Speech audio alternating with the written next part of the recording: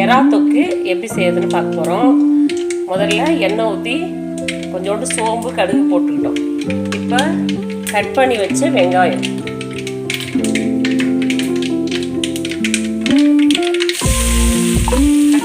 வெங்காயத்தை போட்டு வதக்கிட்டேன்.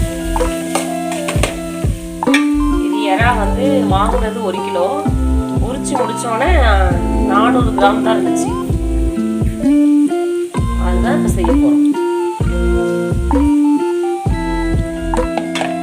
இதை இப்போ நல்லா வதக்கிக்கணும்.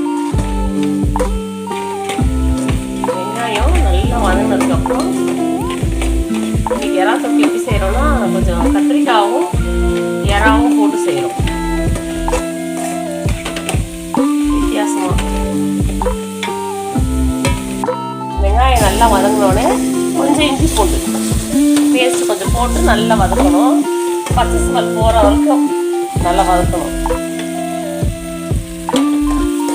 பச்சை ஸ்மெல் போகிற வரைக்கும் நல்லா வதக்கிட்டு இப்போ தக்காளி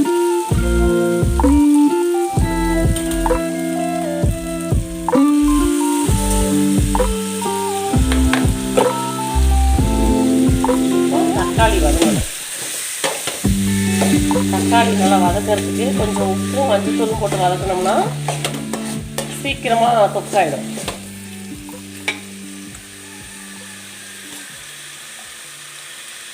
கொஞ்சம் மஞ்சத்தூள்,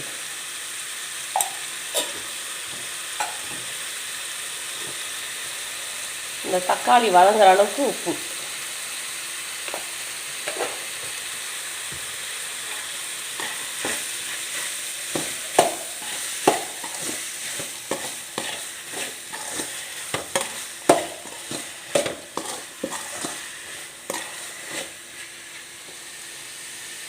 தக்காளி நல்லா வதங்கட்டும்.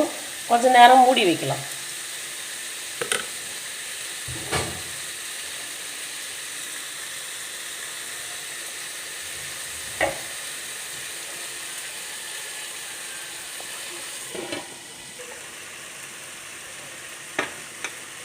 இப்போ தக்காளி நல்லா வதங்கிடுச்சு.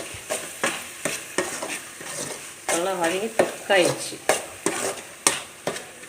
இப்போ என்ன செய்யணும்னா நம்ம க்ளீன் பண்ணி வச்சுருக்கிற எறா 1/2 kg 400 தான் இருக்குது. அது இதில் போட்டு மஞ்சத்தூள் உப்பு போட்டு க்ளீன் பண்ணி வச்சுருக்கேன்.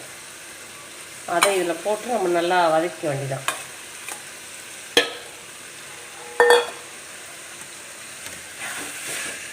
அதை ஒரு வதக்கு நல்லா வதக்கிக்கணும்.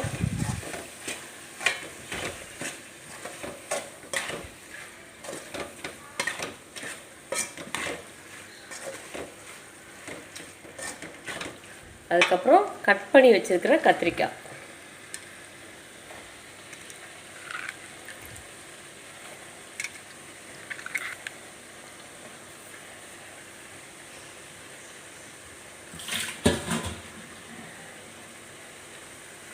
அதையும் போட்டு நல்லா வதக்கணும்.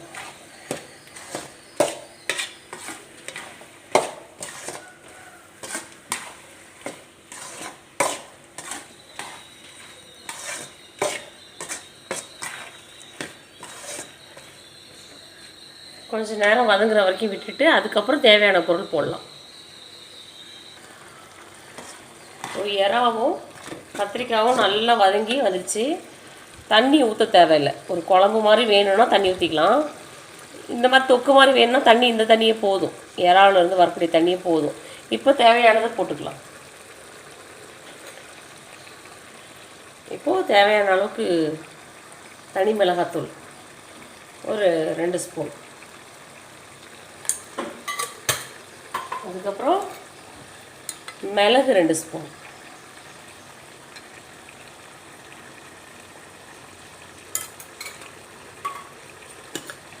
சீரகம் ஒரு 2 ஸ்பூன்,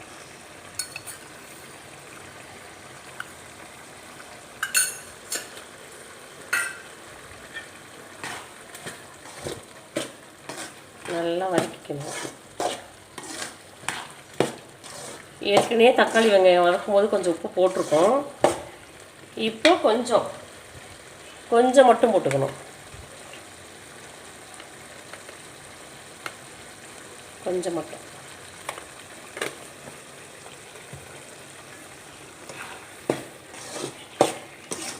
இப்போ இதில் இருக்க தண்ணியே போதும், இதுலேயே வெந்து வந்துடும். நல்லா கிண்டி விட்டு மூடி வச்சிட்டோம்னா வெந்ததுக்கப்புறம் இறக்கிக்கலாம். எறா தொக்கு ரெடி ஆயிடுச்சு. பாருங்கள், நல்லா சுருண்டு வந்துச்சு பாருங்கள். தண்ணியே ஊற்றலை, ஆனால் நல்லா சுருண்டு வந்துச்சு. இடையில ரெண்டு தடவை எடுத்து நான் கிளறி விட்டேன், இல்லைன்னா அடி பிடிச்சிக்கும். கிளறி விட்டுருக்கேன். இப்போ கடைசியாக என்ன செய்யணும், லாஸ்ட்டில் கருவேப்பிலையும்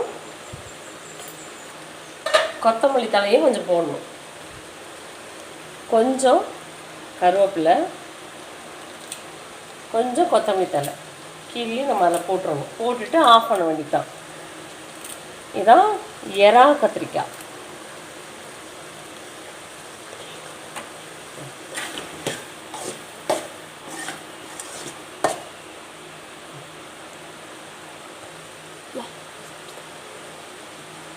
இந்த எறா கத்திரிக்காய் உங்களுக்கு பிடிச்சிருந்தா லைக் பண்ணுங்கள், கமெண்ட் பண்ணுங்கள், முக்கியமாக சப்ஸ்கிரைப் பண்ணுங்கள்.